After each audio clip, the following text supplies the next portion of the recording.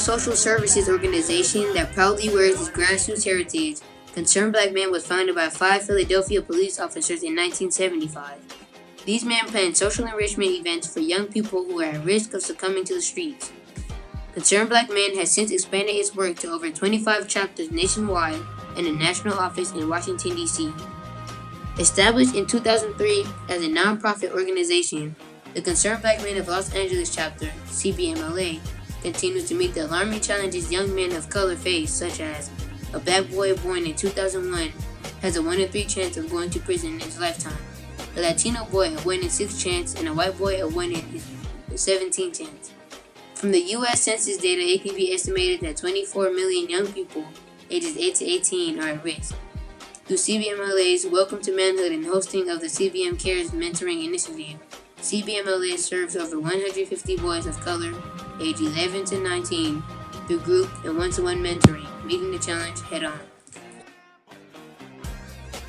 Now, once you have it on this side, you're going to scoop under, and you're going to put it in the hole overneath.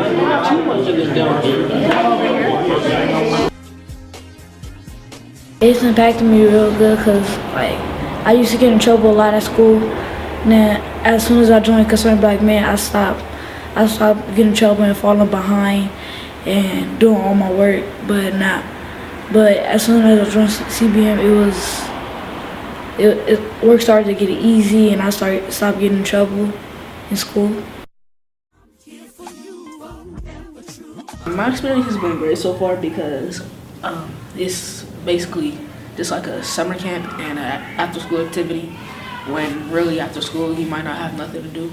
And yeah, I would invite other people to join CBM because it's like a brotherhood for everybody that might not have somebody they can look up to or somebody they could have as a brother or a sibling. They might be the only child.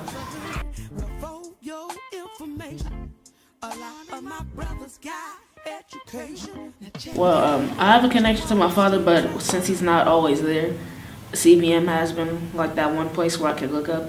It's like have a father figure when my dad's not always around or doing something with me.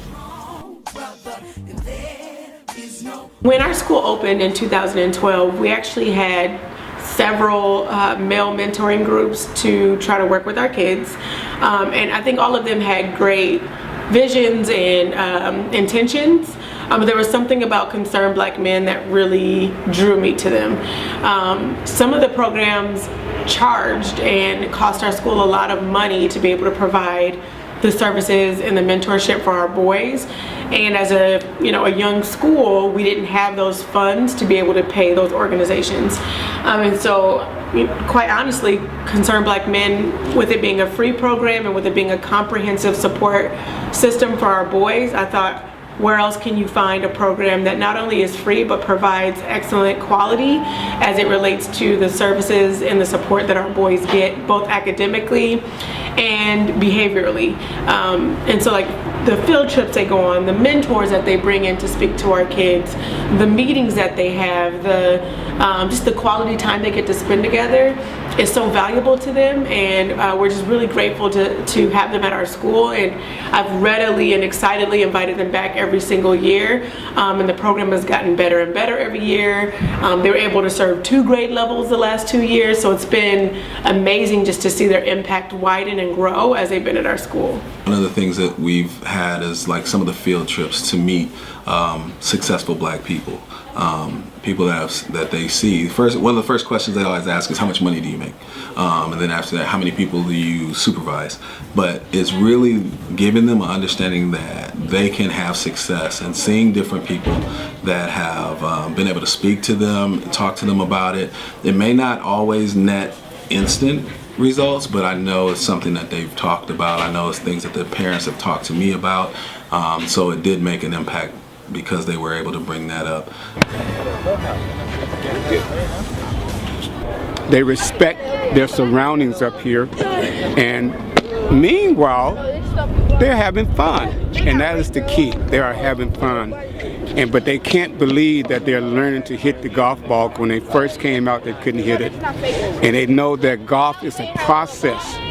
And so I'm sure through all my experience, I know that learning the game of golf is a process, and it falls over into their classwork. And I have seen over the years that they do get better grades after they learn to play golf, because they know that it just automatically transfer into their schooling.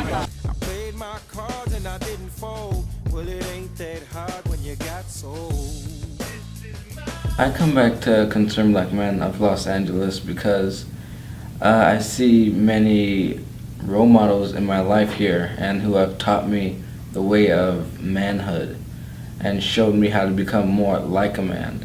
And they're very inspirational, and they see full potential in me. They have made me want to get grades in school that reflect my fullest potential, which is really inspiring, and I'm really thankful for them, because they're few of many men who would actually take their time to spend time with us younger men to teach us how the way to go in life.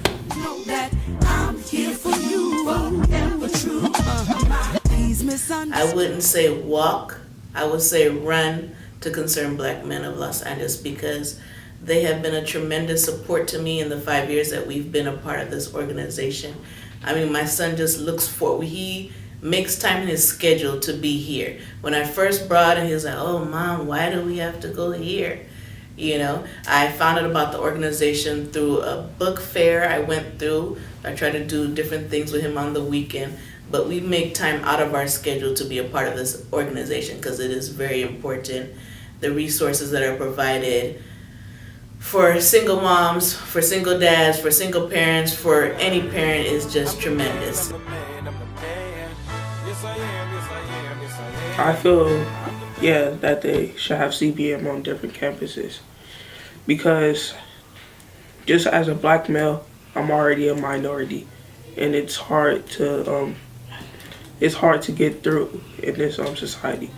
So basically, having this meeting every Tuesday is helpful to all people, I believe. When it comes to mentoring and mentoring, particularly with us, we're very, as a society, if you ask most people what they would want their tax dollars to go to, most people say education. When we talk about investment in education and investment in students and children, as if that's sort of a future, not really tangible thing in the present. When you're doing mentoring work, for example, the work we're doing Concerned Black Men, this is stuff that's happening in the now. It's your future that's happening now. You have a chance to interact with young men currently, presently now, and affect their future directly. One of our challenges is just having more people know what the Concerned Black Men of LA do.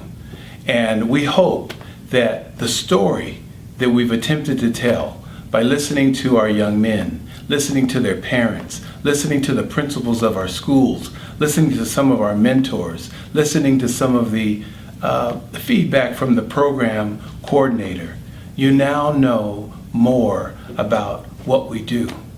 We're a good organization serving a fine community. Our challenge is we want to help more. Right now we help over 200 young men. We should be helping 2,000. Right now we're in 5 schools. The program works so well, it needs to be in 50 schools. But the expansion that I'm speaking of and the growth that I'd like to see of our organization, it takes resources. It takes money. We would hope that what you saw and listened to and hopefully was moved by our story, you'll help us with that. We appreciate you listening, and we appreciate your support.